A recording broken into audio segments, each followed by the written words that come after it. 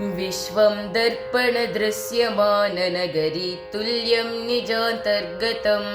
पश्यन्नात्मनि मायया बहिरिवोद्भूतं यथा निद्रया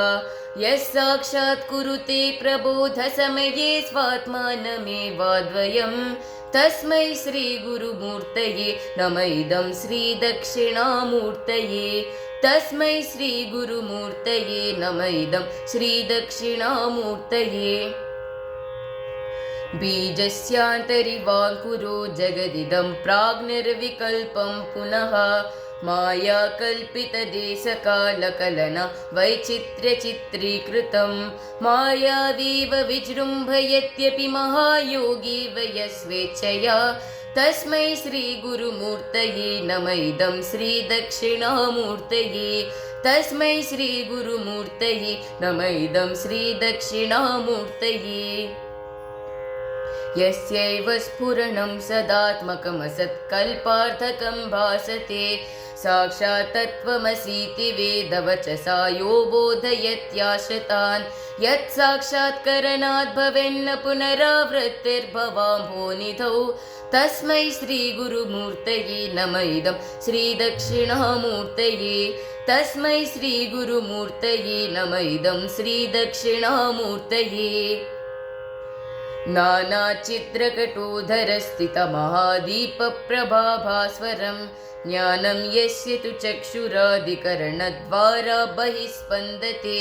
जानामीति त्वमेव भान्तमनुभाति तत्समस्तं जगत् तस्मै श्रीगुरुमूर्तये नम इदं श्रीदक्षिणामूर्तये तस्मै श्रीगुरुमूर्तये नम इदं श्रीदक्षिणामूर्तये देहं प्राणमपीन्द्रियाण्यपि चलां बुद्धिं च शून्यं विदुः स्त्रीबालान्धजडोपमास्त्वहमिति भ्रान्ता भृशं वादिनः मायाशक्तिविलासकल्पितमहाव्यामोहसंहारिणे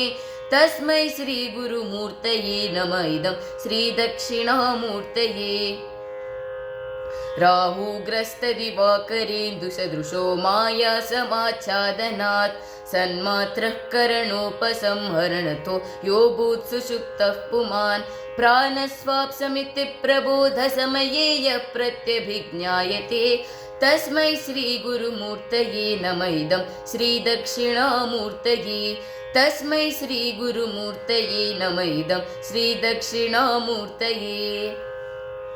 बाल्यादिष्वपि जाग्रदादिषु तदा सर्वास्वस्थास्वपि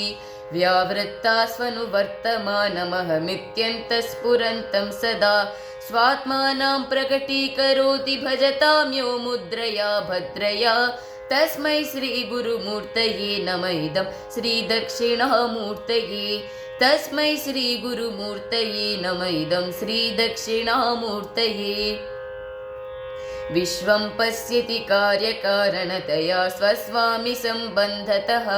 शिष्याचार्यतया तथैव पितृपुत्राद्यात्मना भेदतः स्वप्ने जाग्रति वा एष पुरुषो माया परिभ्रामितः तस्मै श्रीगुरुमूर्तये नम इदं श्रीदक्षिणामूर्तये तस्मै श्रीगुरुमूर्तये नम इदं श्रीदक्षिणामूर्तये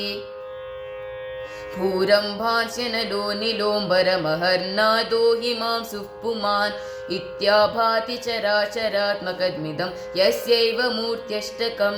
नान्यत् किञ्चन विद्यते विमृशतां यस्मात् परस्मात् विभो तस्मै श्रीगुरुमूर्तये नम इदं श्रीदक्षिणामूर्तये तस्मै श्रीगुरुमूर्तये नम इदं श्रीदक्षिणामूर्तये